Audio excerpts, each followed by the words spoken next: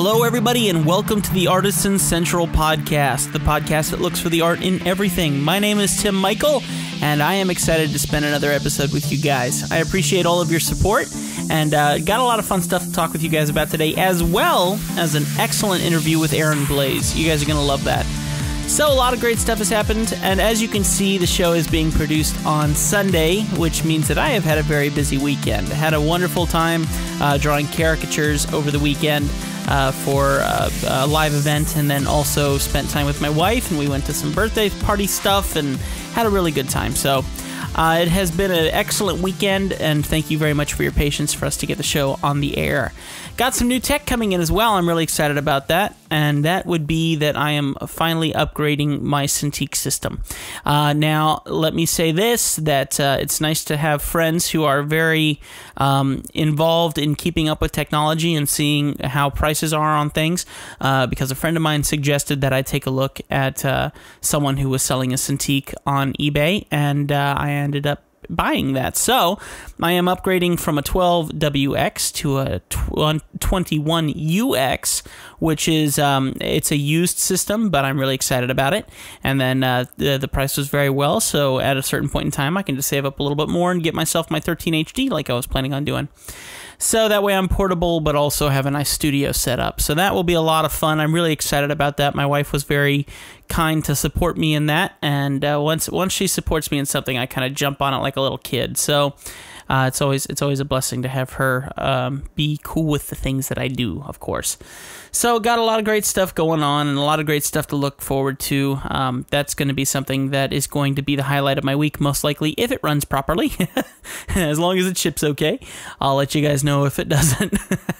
And I'm definitely excited. That'll be a really cool addition to my stuff that I use here in my studio. So just had a really great time with Blaise in the interview that you're going to be hearing a little bit later, and I know that you guys have enjoyed him in the past. And if you don't know who he is the co-director of Brother Bear, also one of the original animators of Beast from Beauty and the Beast, and just a million other characters, Yao and the ancient ancestors from Mulan, and just a whole bunch of different characters that he has been involved in some of your favorite Disney movies. And it was an excellent interview with him, and it'll give you some inspiration, and I'm looking forward to sharing it with you guys. So stick around on the show, and that will be a little bit later on in segment 3, okay?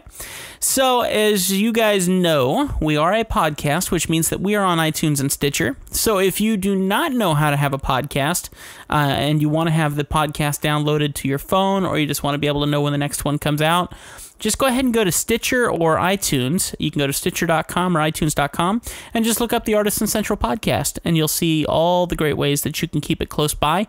You can also download apps on your phone that download podcasts for you, or you can just listen to them stream so you don't have to have extra memory on your phone. There's amazing ways to listen to podcasts. And also, if you guys will find, if you get involved in podcasting, you'll get great shows like NPR and Radio Lab and Wait, Don't Tell Me, and there's just a bunch of amazing shows that you guys really need to check out. So if you ever get into podcasting where you want to listen to them on a daily basis, kind of like your own personal radio station, then you need to check that out. So go for it, and thank you very much for taking the time to listen to this show here.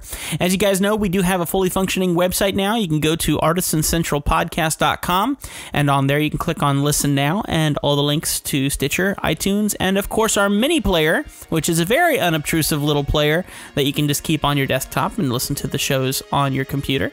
All of those are found in the Listen Now link. So thank you very much for your support. Appreciate everything that you guys do, all your great comments on YouTube, and all that great stuff. So speaking about YouTube comments, let's go ahead and jump right into our YouTube Q&A in our next segment. Okay guys, so welcome back to segment number 2, where we do our YouTube Q&A. Always look forward to this because I love seeing all the comments and questions that people have on YouTube, and I'm looking forward to spending some time answering these questions. I'll try and keep them quick. And there's actually very few questions, but there's some really great compliments that I have enjoyed reading, and I'll share with you guys. So once again, we had Mateo Bovmund back on, and he says, "Hi, Tim. When you're drawing something specific like that rifle, do you have a reference that you look at while drawing? If so, how much do you use reference drawings, or do you mostly draw from imagination?"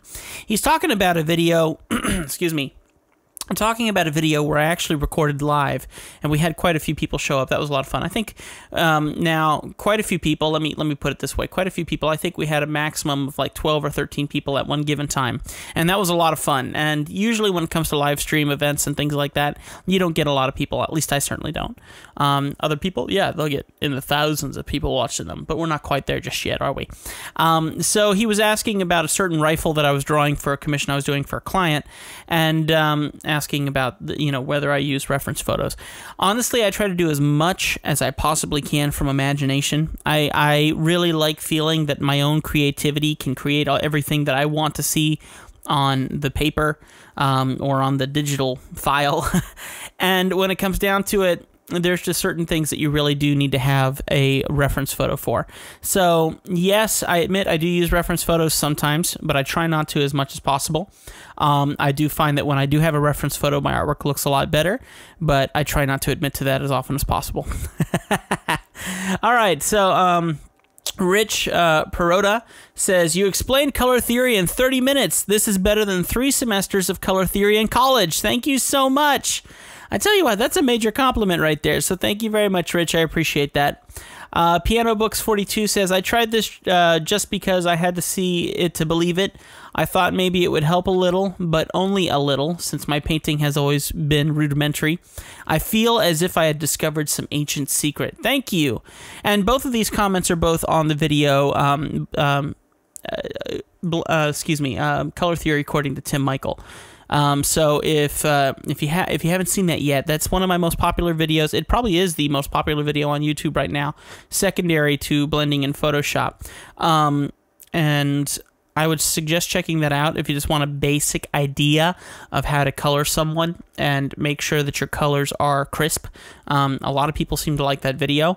And I get a lot of compliments on it every day. So thank you very much, guys, for that. Piano Books 42, thank you for that.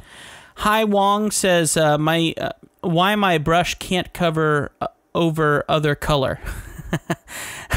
All right, well, there could be a couple different things. Hi, if you have the layers set in a certain way where you might be on a lower layer, that would be one thing. If you have your opacity too low and it's not covering over properly, that could be another thing. There's lots of different things that you could have going on there. If you want more information and if you listen to the podcast, then feel free to maybe drop me a Facebook message and we can see what we can do for you, okay? And you can just do that by looking up Artisan Central Podcast on Facebook, or you can look up Tim Michael Arts on Facebook, okay? And then Chloe says, "OMG, thank you so much. I just switched from Paint Tool Sci to Photoshop, and I looked for a blending tool all day. The smudge tool freaked me out." Glad that you like it, Chloe. More than happy to help you out with that. And yeah, the smudge tool and the blending options that they have in Photoshop really still they're okay, but they're still not what I like. And when I work in Manga Studio or when I work in Paint Tool Sci, they seem to have a really good blending system that Photoshop just doesn't seem to have. And you would think that Photoshop would see this and capitalize on it, but no, they don't. So if it was me, I would strongly suggest that they make some changes to their blending systems for artists. But, you know, anyone who uses Photoshop, the professionals out there who really love and appreciate Photoshop, they've learned how to work with it. So if they've learned how to work with it, certainly we can learn how to work with it too. But I would like to see Photoshop go, oh, someone's doing better than us. Well, we have to do better than them. Let's do this, you know. I think that'd be a pretty cool idea. So that's all of our comments for this week. Thank you very much, everyone, for your wonderful comments. And we do have one more from Semper Fidelis, and he says, I said it in one of your streams already, but you should really upload a speed version of these, maybe a speed art. And I agree. He's talking about where I actually did the live streams, where you guys might have noticed earlier this week, like I said, you know, just turn on the camera and just have a good time, chat with people, and just draw. And I really enjoy doing that. I don't always get the chance to do that just because I've been so busy and there's just so much to do these days. But it was a lot of fun to get on and chat with people and do that. And so I upload these 4-hour videos. Well, YouTube uploads these 4-hour videos, and I need to figure out a way to pull them back offline and then speed them up in a speed paint and then stick them back online again. So that's a bit of work to do, and obviously that would mean that I would need a little bit more time to do that, and that's probably the reason why I don't. So anyway, that kind of makes some sense in things, and hopefully you will forgive me for not speeding up those videos, and we'll work on that in the near future and see what else we can do with that. But thank you very much for everyone who shows up on those live streams. They have been a lot of fun to do, and I would like to do more, but it all depends on how much time I have. So thank you very much for all your support, though, as I've always said.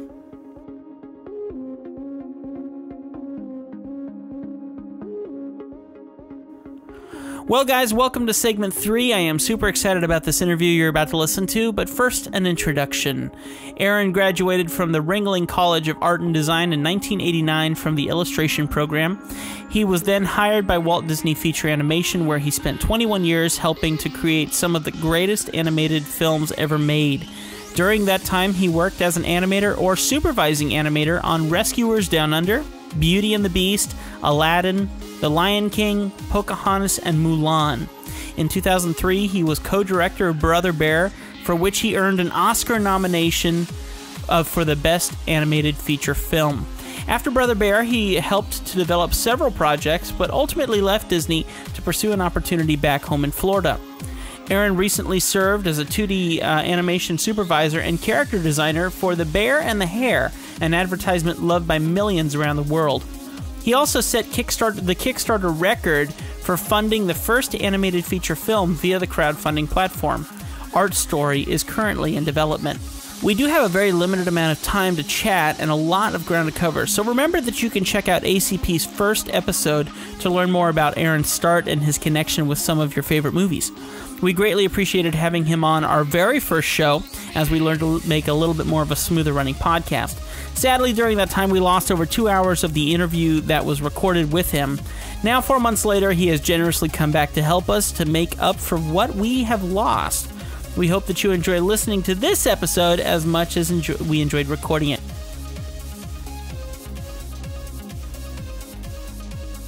I've had a lot of people comment, and I love what one guy called you. He says you are one of SEAL Team 6 when it comes to the original traditional animators. I think that's a great way to talk about you guys. I love it. That's funny, yeah, because I'm starting to look like an elephant seal, too, so that's pretty good. The beard's still working for you. By the way, I saw your drawing that you did where you're showing the new hair brushes. I guess it's the one that you could call brushes, it. Yeah, fur brushes. Brushes for Photoshop. Yeah, and they looked great. And your nice big afro and super beard that you had going on in that video is great, too. The upcoming Santa Claus. To play with. Yeah. What's that? The upcoming Santa Claus. That's right. What I was noticing.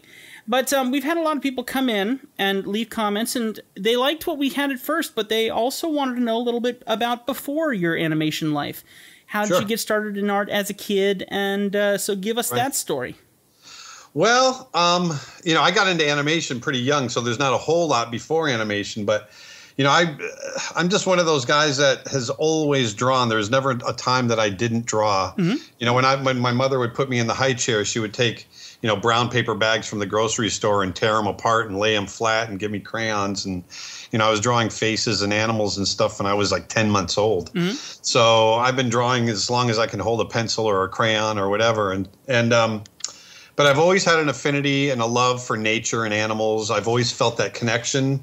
Once again, for as long as I can remember. And so, you know, as a kid, we grew up fairly poor, and I lived in a little trailer out in the Everglades, down in South Florida. And for me, it was paradise because I could run around out in the woods when I'd get home from school, and I wouldn't come home until well after dark. I mean, it wasn't even getting dark. I used to run around out in the woods under a full moon. I knew the woods like the back of my hand, and I always had my sketchbook, my camera, how cool, all that kind of stuff. Yeah, and so I was always drawing animals from the time I was 9, 10, 11 years old. You know, when I was I guess when I was 6 or 7 years old, my father, who was a hunter, I was never a hunter, but he was a duck hunter, and he would sit in the garage and carve decoys and, Oh, nice. hunt, that sort of thing to go out and go hunting with. And so as a kid, I would sit there and go through all of his bird books. And, by the time I was 6 years old, I knew all of the ducks of North America, by heart, and I could draw them and everything else. Oh, and wow. So that affinity for animals and wildlife and drawing animals, that was my first draw, my first love. And I just continued with it. That subject matter and that interest continued all the way through high school and into college. And when I went to college, I wanted to be an illustrator for National Geographic magazine. That was my whole goal.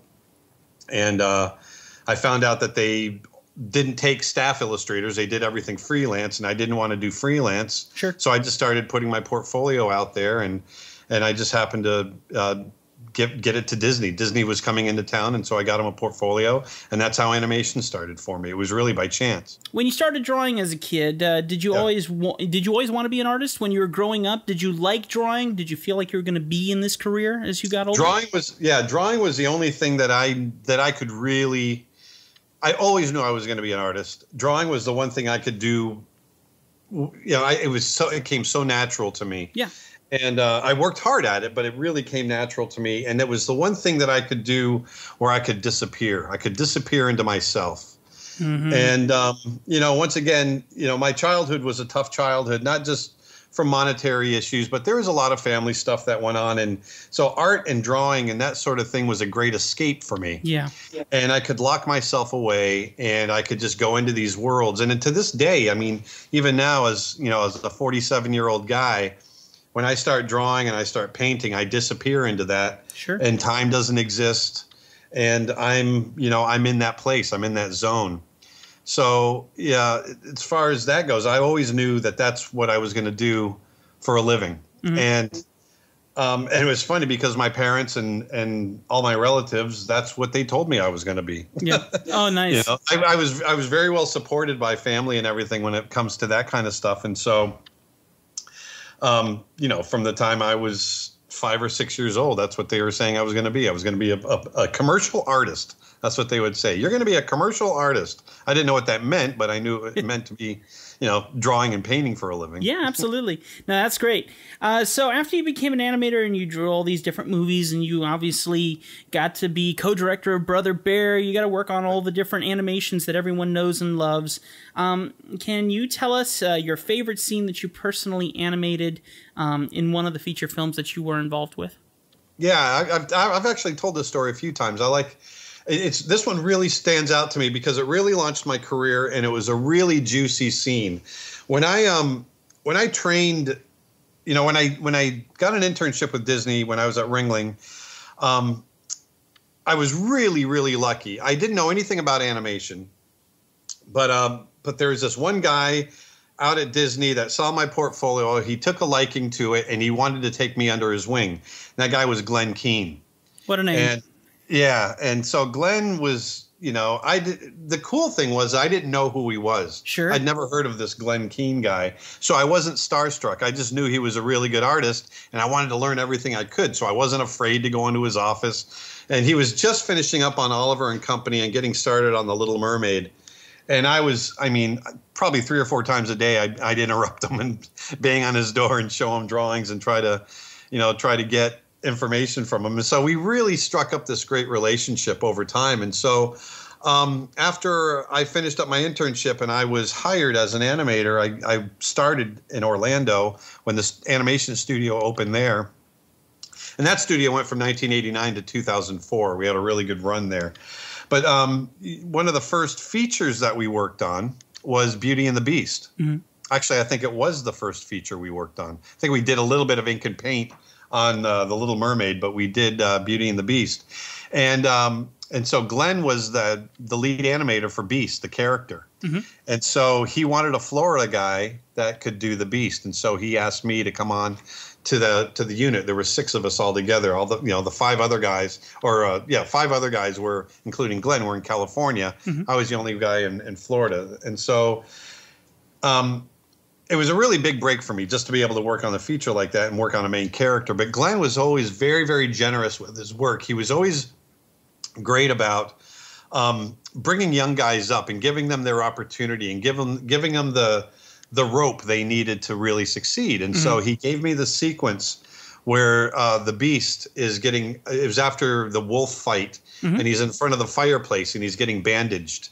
And there's this big scene between he and Belle, and they get into this argument, and they're yelling back and forth. And he, you know, she touches his arm, and he's, that hurt, you know, and they go back and forth, and they're yelling.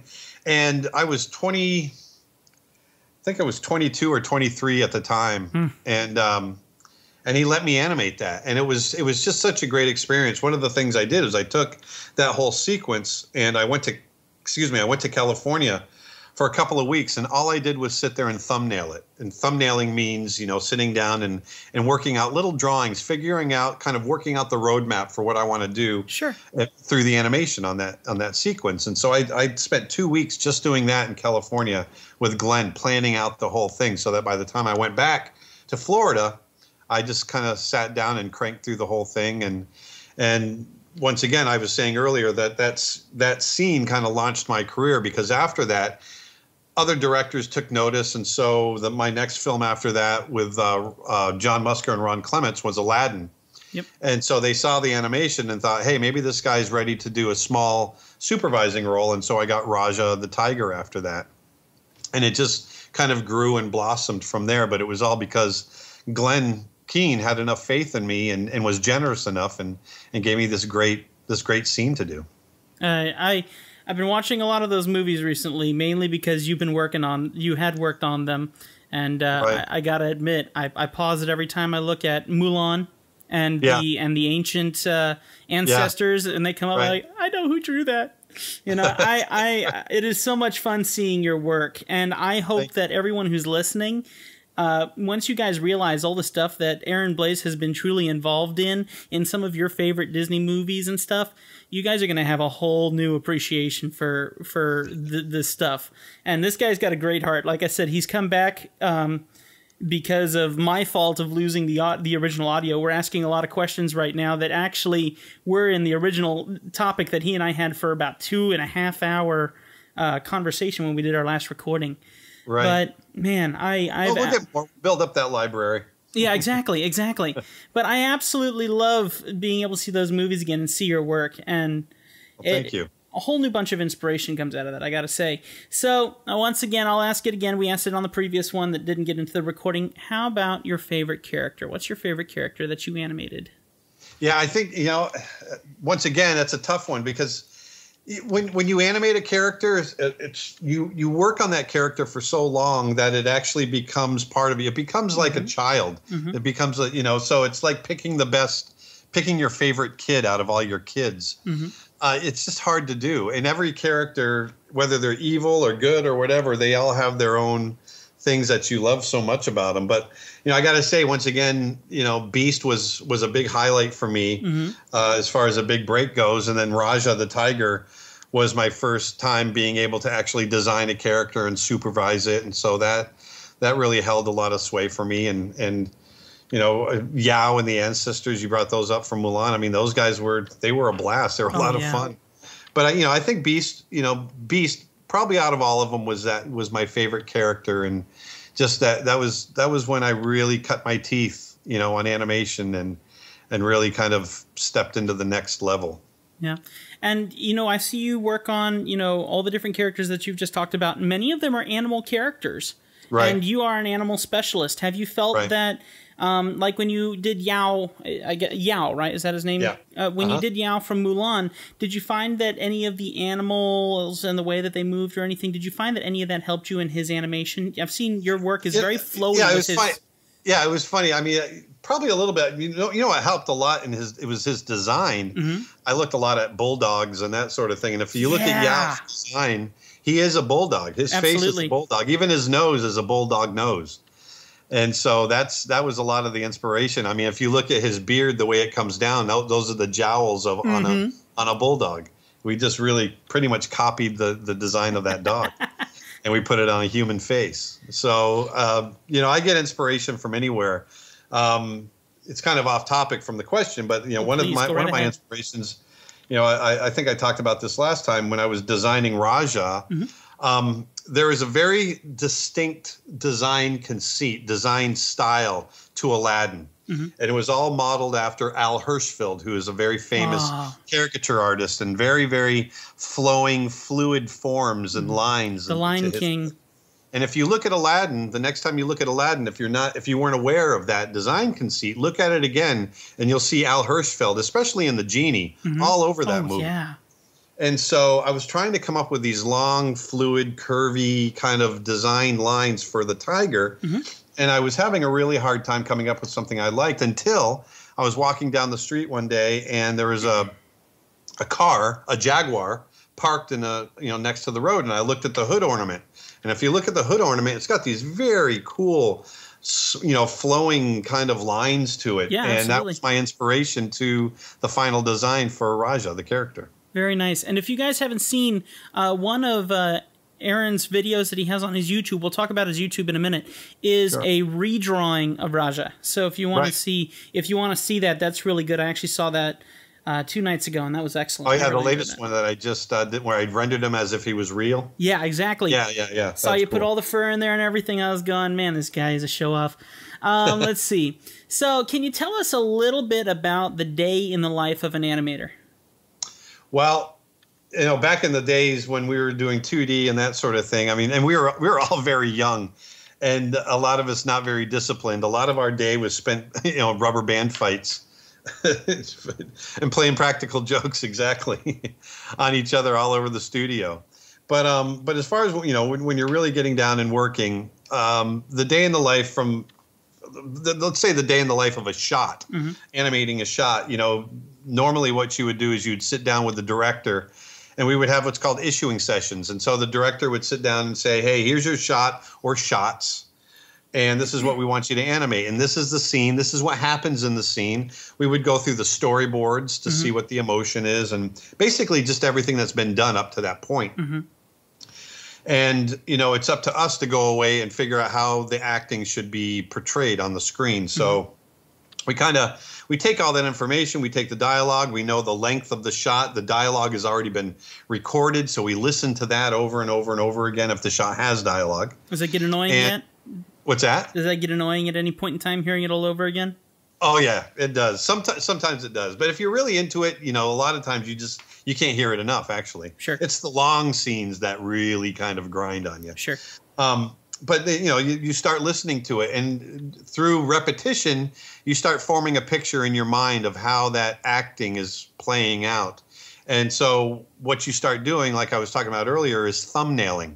So thumbnailing is just sitting down and doing little drawings, key poses, key expressions, key mouth shapes that you want to get into that scene, and you start piecing them together and kind of working it out that way. How much is it like storyboarding?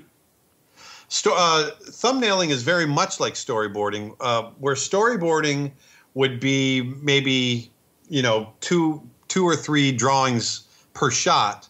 Thumbnailing, you're really working out all the movement and action and that sort of thing. So you can have, 30 thumbnails for a shot, or where there might be two drawings for a storyboard. Okay. And so that becomes your roadmap. And so then it comes time to start doing the rough animation. And so I'd sit down and we would do what we call scribble tests. We'd just scribble through it very, very quickly. You don't want to sit and get down there and just start drawing really tight, because it's going to take you lots of time. And if it doesn't work, you've wasted a bunch of time. So we get in there and we just very quickly, gesturally scribble out these shots, these scenes, and we work out the timing. And if we get it to where we like it, then we sit down, we start doing what's called tying it down. And usually we try to get a shot done per week, or 2 shots done per week, depending on the length of the shots. And at the end of the week, every Friday, we would have approvals with the director, and you'd show him your shot, and hopefully it gets approved and you move on to the next one. No, start over.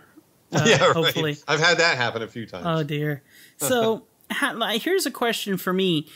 When you say you animated some key characters like Yao or Beast, or a lot of these different individual characters, I've noticed obviously that there are many times like with Raja and Jasmine, she's touching him, and and they're in communication with each other. How do you communicate with that other artist who's animating the other figure on how that is all supposed to work smoothly? Right. Well, we sit down. The animators, there might be 2, 3, 4 of them. We'll sit down together, and we'll decide the dominant character, or at least the dominant character at the beginning of the shot. And that animator will start to work it out.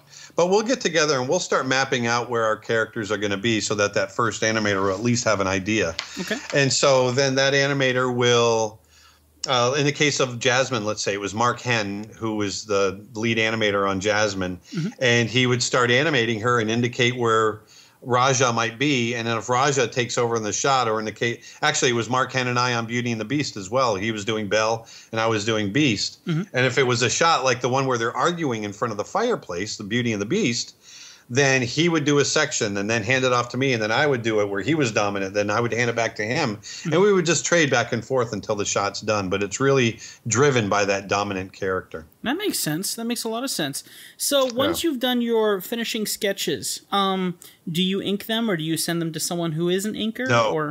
No, actually, we send them off. So what happens is, I'm the rough animator, meaning I'm the guy that's responsible for the acting and all the timing and the emotion and that sort of thing. Penciling specifically, right? Exactly. So I rough in the animation, and I have, 3, 4, 5, maybe 10 people that are assistants that are behind me, what we call in-betweeners and assistant animators and breakdown artists and that sort of thing. And it's their job to take the rough animation that I do, and they reinterpret it. They're the ones that do the beautiful finished lines that you see that actually get shown on the screen. Nobody in the audience ever sees any of my drawings. They see other artists that have gone over my drawings and made them nice and pretty. And a lot of times I don't do all of the drawings. I'll do all the key poses, and then I'll do what are called charts on those key drawings. And those charts indicate where all those in-between drawings, the in-between drawings that are going to smooth out the action, I put a chart in there to show where they fall in between to smooth out that action. Maybe there's an action that slows into a stop, and so you need to have a pile up of drawings so that slows into that, eases into that pose. Well, I'll do a chart that indicates that, and someone else will do all those drawings so that I can move on and work on other shots. So what about when it goes to color? I know in the old days, I don't remember, was it acrylic or was it watercolor? I mean, what was it? It was kind of an acrylic. It was, but they started doing ink and paint before acrylic was invented. So, but they did work on this. They painted on this acetate. It was a water-based paint, and they worked on the acetate. And then once we went over to digital, when we were still doing hand-drawn, our last ink and paint film was The Little Mermaid. Everything after Little Mermaid was digitally painted. Did you guys have what would be called a Cintiq, or did you guys have what would be called an E2O? No, we didn't have anything like that. That was long. As a matter of fact, I remember the head of our studio used to come in and say, Aaron, one of these days you're going to be able to sit down and draw and paint right on your computer screen. And I told him he was crazy. And this is like 20 years ago. I mean, it wasn't even that long ago, or 25 years ago. And he wishes he had invented it. Yeah. No, but what they would do is, all the drawing was done by hand. It was still all the animation, all the cleanup drawing, everything that's done before color was still drawn by hand, and we did it on paper. And the backgrounds were still painted traditionally up until I can't remember which film where we switched over to doing backgrounds digitally.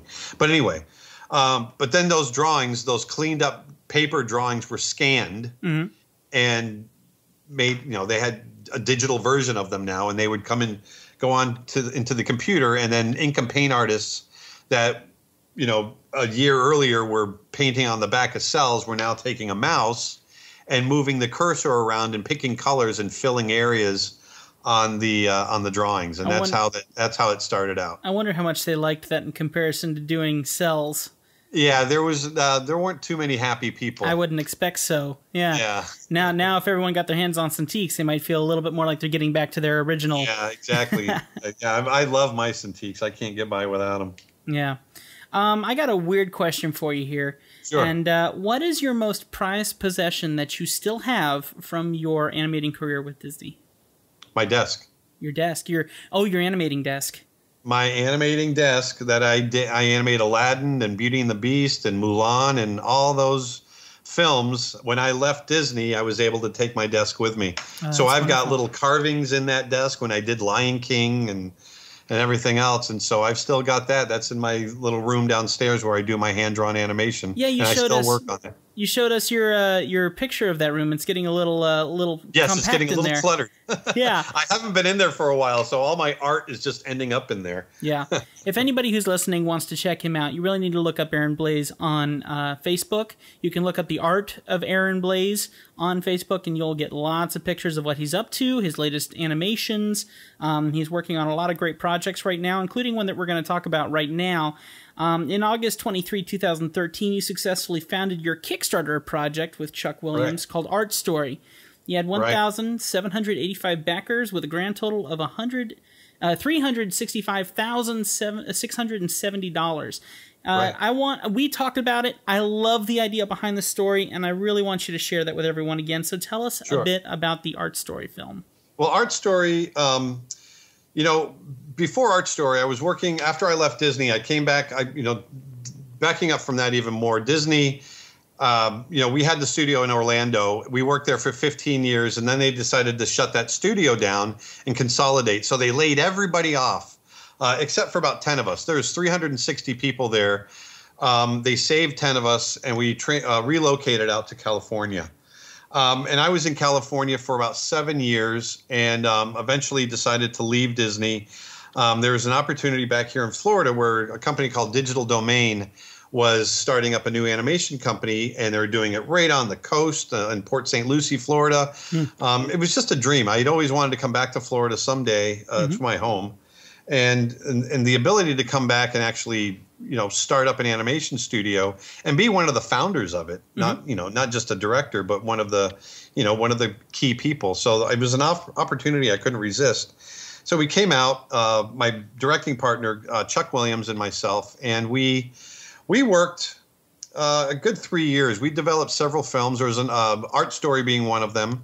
And there was another film that we developed called The Legend of Tembo, which was an elephant story that we actually chose to put into production. And so we worked on that for 2 years. We were 2 years into it. I mean, we were quite a ways into making that movie. And the intent was after that film was done, we were going to go ahead and start making Art Story afterwards. Well, it was during that process that the company that we were working for got into some financial problems and went bankrupt. And so we came into work one day and everything was shut down and we had to clean out our offices, and all of a sudden I was without a job and all the work we had done was gone. But one of the lucky things was the owner of the studio, his name's John Texter, he owned the rights to Art Story. He didn't own the rights to everything else. Everything else was bought, including Tembo, was bought out of bankruptcy. But Art Story was an idea that his son came up with, this idea of what if you could step into a painted world.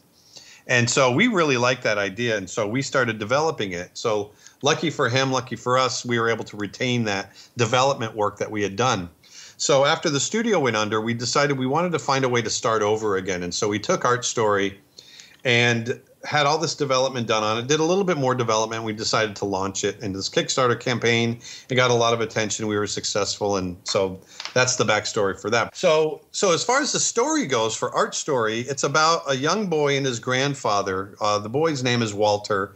And his grandfather is kind of the strange, kooky old guy. And he has this ability, the grandfather does, to step through the frame and into the painted world. He can step into Picasso's and Monet's and all these great paintings. And he's gone on all these adventures. And so as a result, he's really never gotten to know his grandson. And so Walter, who is forced to go and stay with his grandfather one weekend, discovers that his grandfather has this ability. He's kind of peeks through the door and he sees his grandfather stepping out of a painting. He can't believe his eyes.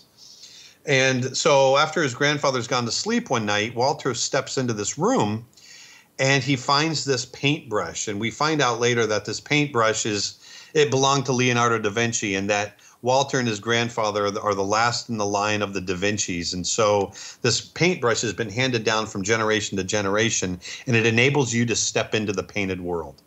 Well, Walter takes it and he discovers he can reach through this painting, and he steps into this painting, and oh my gosh, it's an incredible, crazy world. And he's running around and making all kinds of racket. And the grandfather hears this, and he sees Walter, and Walter gets into trouble with some characters that are in the painting. And so the grandfather reaches in and tries to pull him out, but the grandfather gets yanked into the painting. The painting gets bumped, and as a result, it falls off the wall and lands face down on the floor. And now the grandfather and Walter are stuck in the painted world. And so the story is these two that really don't get along, that really don't know each other, that have to go on this adventure. They have to go from painted world to painted world. See, one of the conceits in our story is that you can go from one painting to another. You can go from a Picasso to a Monet to a Degas. You just need to find those secret passages that lead you there. And the grandfather, over years and years, has been mapping out the painted world. And he realizes that all they have to do is go through this painting, that painting, a few paintings, and they'll be able to come out at the art museum in town, and they'll be back into the real world. And so it's them kind of going on this adventure and running into a bunch of problems and a lot of conflict and fun. And we get to meet all these classic great characters along the way. So, but it's really a story about this grandfather and his grandson. It's not about art. Art is the vehicle, but it's kind of a love story between a boy and his grandfather and them finding each other. It sends chills down my back to hear it. And let me tell you, I want to see that movie come out. I want to watch that myself. Because I want to make it. Good. Well, that'll be a wonderful addition to my Aaron Blaise collection of films. If anyone wants to see more about this, and I strongly suggest you do, you need to go to artstoryfilm.com. And Correct. of course, there are plenty of links in many other places on Aaron's Yeah, and stuff. I can give you an update on that too. Yes, so please. The money that we raised for Kickstarter, this is an $80 million film, or it's $60 to $80 million film. So the $300,000, it goes about, just a hair. that much. Yeah. And so we've pretty much depleted that with our writing and development and that sort of thing. So we're currently in the process of raising more funds, pitching it around town, that sort of thing. So from a development point, it's kind of stalled until we get more funding and that sort of thing. So where can people assist with your funding? Right now, it's not something that we're doing publicly. Okay. Where people can just write in and say, "Hey, I want to give you a check." Right. Can't really do that yet, but we are looking at we're soliciting other studios, right? Looking for partnerships and that sort of thing to where we can actually make it and they can pick up some of the bill and some of the costs. So just to affirm it, the $365,000, they mentioned this in the actual Kickstarter campaign. It was not to make the film. The film is a much higher quality film than a $365 price. But what it did give them was the ability to sit down, write the story, prepare it with professional writers, and begin it for the next stage. So we will hopefully hear more about that as time goes on. And then a lot of that money also, a good chunk of that goes towards the backer rewards for the people that did put money in, which we're drastically behind on. We're still working on fulfilling a lot of those rewards. And so that's taking up a lot of our time as well. Yeah, so everyone be patient with Aaron. He's working on a lot of projects right now. He's got to keep his day job going while he can keep working on the story. So talking about your day job, there's two things that I want to focus on as well. First off, your YouTube. You have gone from 11,000 subscribers when we last talked in September to 16,600 plus here in January. So you have obviously made quite a jump in that time.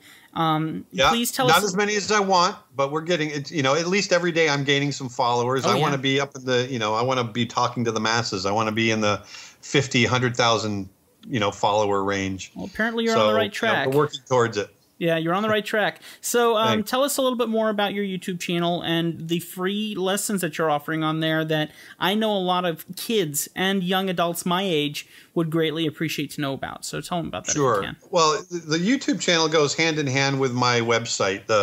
My website is The Art of Aaron Blaise, and it's creatureartteacher.com.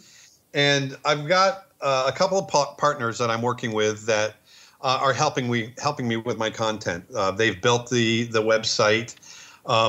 they help me with the business side of things, that sort of thing. And one of the things we wanted to do from the very beginning is we wanted to make art education accessible to everybody in the world. We wanted to make it affordable.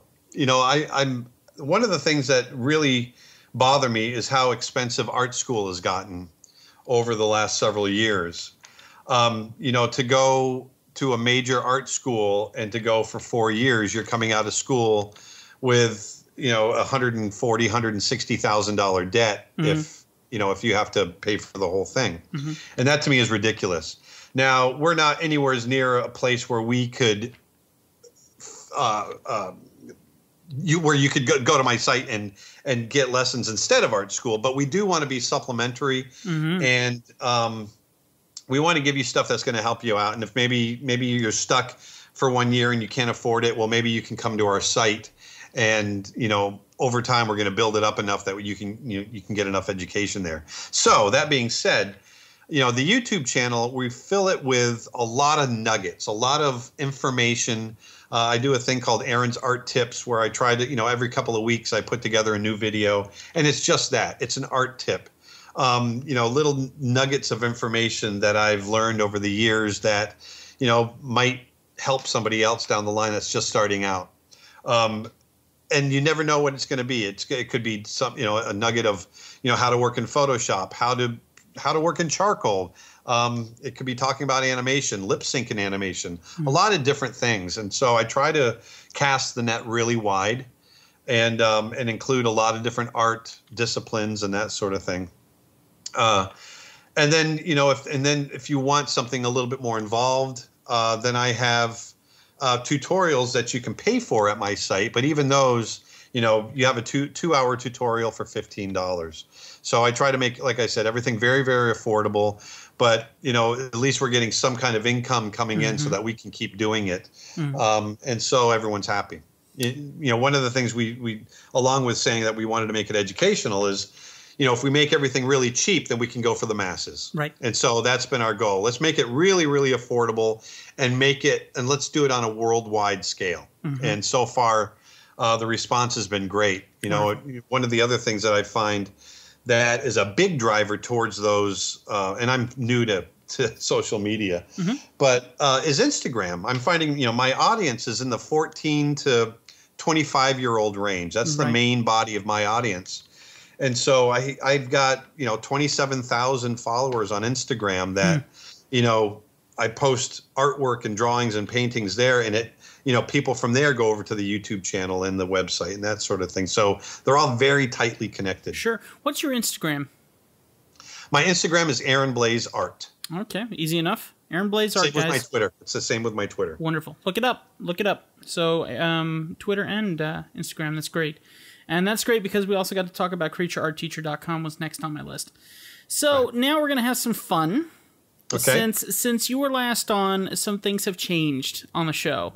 Okay. And that includes some very unique and random questions. But first, let's do the questions that we asked you last time that are the quickfire questions that I think kind of shed some light on a couple quick things. Now you can answer them quickly, and we'll have a good time with this. Ballpoint pen or pencil? Ballpoint pen. And what was your reasoning for the ballpoint pen? You never have to sharpen it.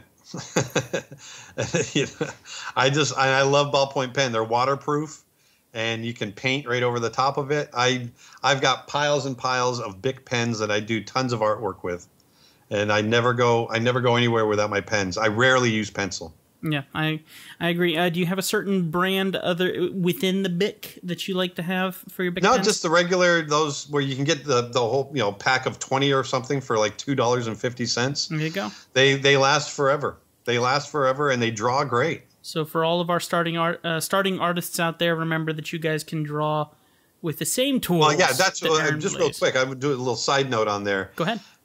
If you go into my YouTube channel, Aaron's Art Tips, one of the things I've been harping on in the last week or so is that you don't need expensive art supplies. Exactly. And so you'll see a couple of videos on there that I did where I decided to take away all my paintbrushes, all of my expensive paper, all of my paints, and just see what I could find to create images with. One was a Bic pen. Yeah. And then I also had a white ballpoint pen I ripped off a piece of cardboard off of a box, and I had a cup of really strong coffee.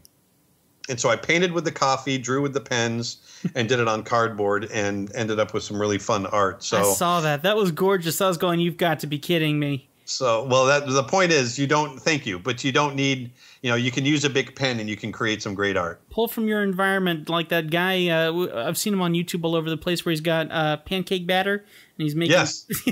Yeah, Mark Simon. He's making pancake artwork now. That's pretty cool. Yeah, exactly. So, all right, how about red or blue lead pencil when you did your animation? I think it was red. Red. You could see it better. Mm-hmm.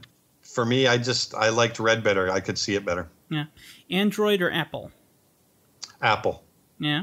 Okay. Oh, are you talking about phones? Yeah, let's go for phone first. Yeah. For phones, it's Android. I've never had an iPhone or anything like that. As far as my computers go, I've never had anything but Mac. Very nice. And then, if I'm correct, you have a Samsung, right, for your phone? Yes, Galaxy. I think you and I. Yeah, I think you and I agreed that we had the same phone on our first interview. Yes. And then you said Mac computer.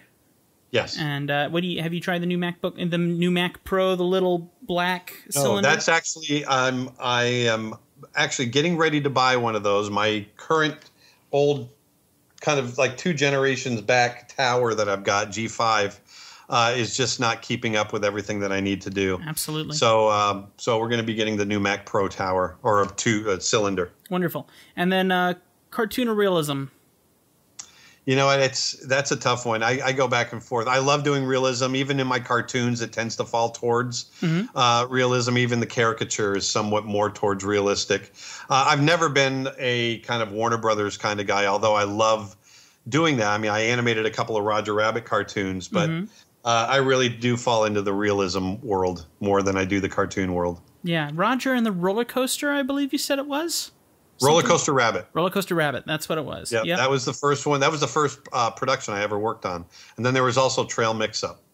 And so those were 2 Roger Rabbit cartoons, shorts. They were 6 minutes long that we worked on. Very nice.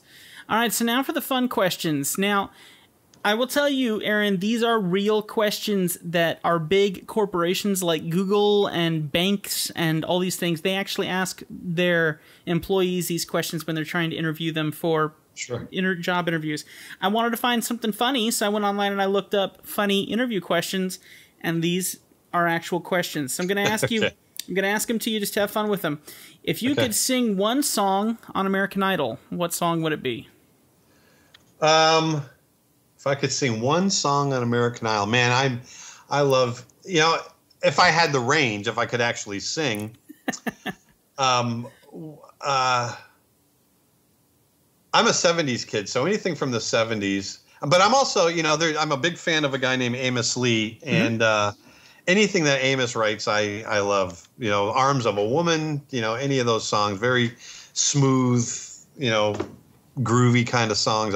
I love them. Like anything by Marvin Gaye, I would love to sing. Is it like a smooth jazz kind of feel or something like that? Yeah, soul, yeah. So if you were on an island and could only bring 3 things with you, what would you bring? 3 things. Okay, that's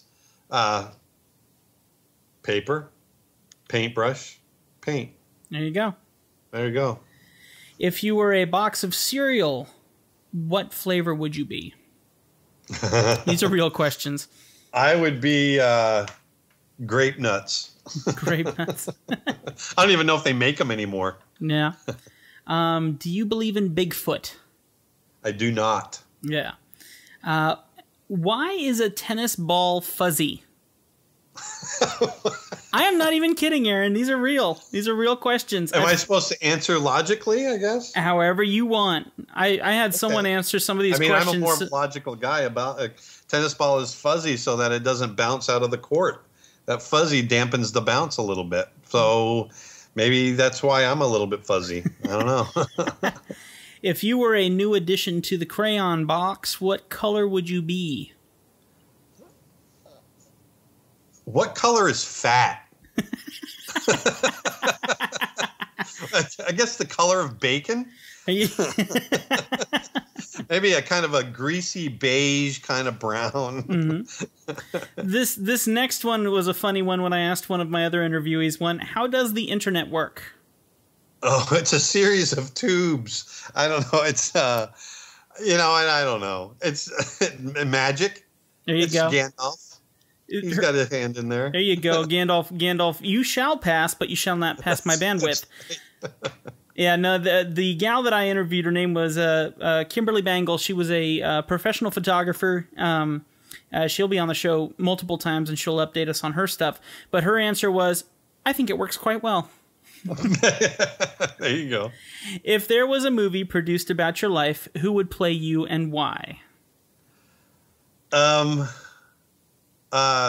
Sean Penn as Spicoli from Fast Times. Nice. Just because that's me. Nice.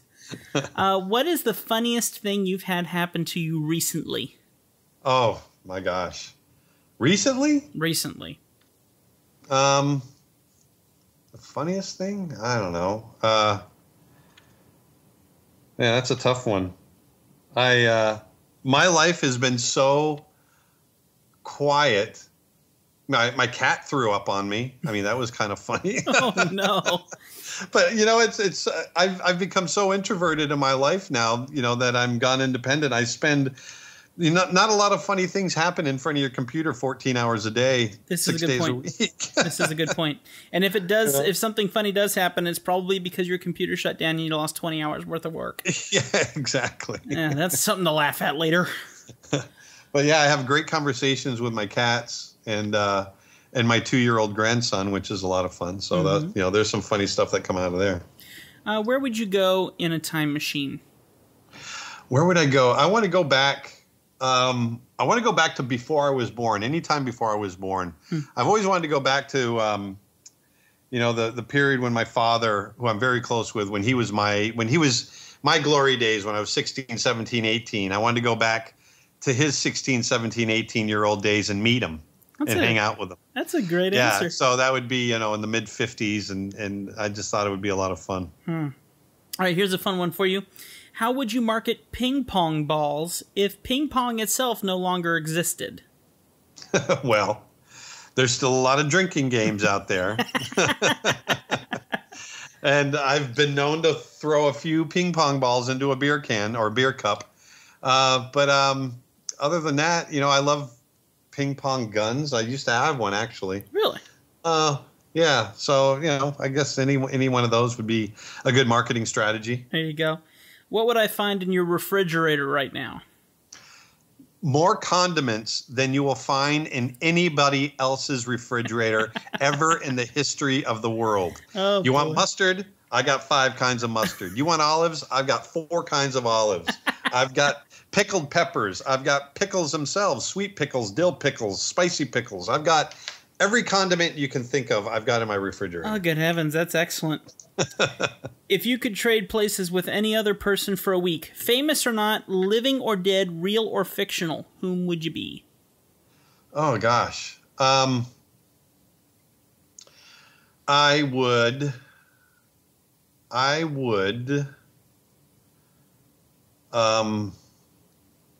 gosh darn. I would trade places.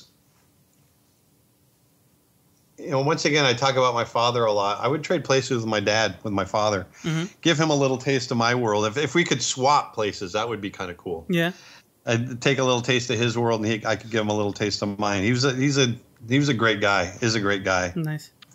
All right, we're down to the last 3 questions.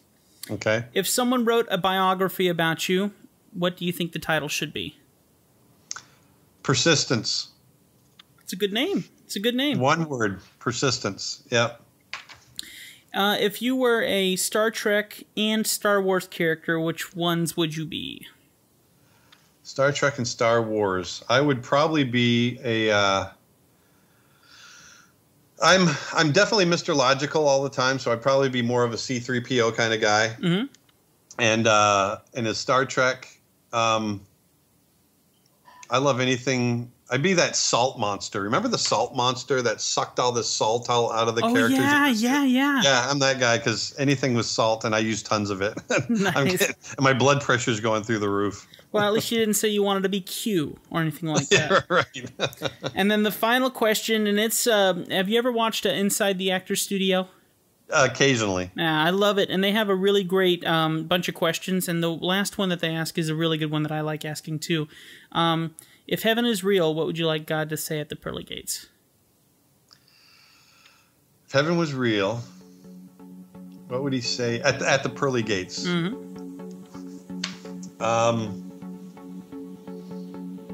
It's just getting started.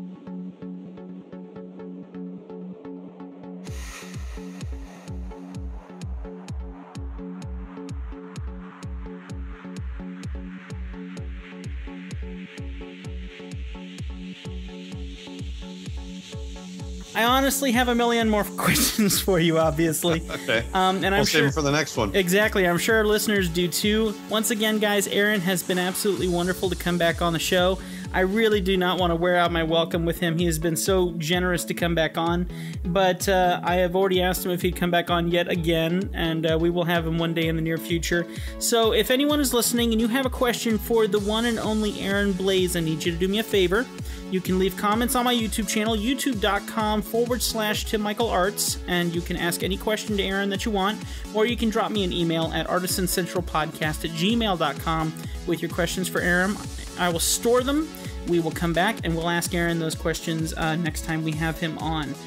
Sir, once again, let's go ahead and give a shout out to all of your different sites and things where people can find you. What is your YouTube channel? My YouTube channel is The Art of Aaron Blaise. If you just type that in and search it, that'll get you there. My Twitter is Aaron Blaise Art. My Instagram is Aaron Blaise Art. And my website is creatureartteacher.com. Wonderful. Aaron, thank you again. I really appreciated some more time with you. Thank you. This is fun. I love doing this. And, the next time you have an opening and, I'd love to do it again.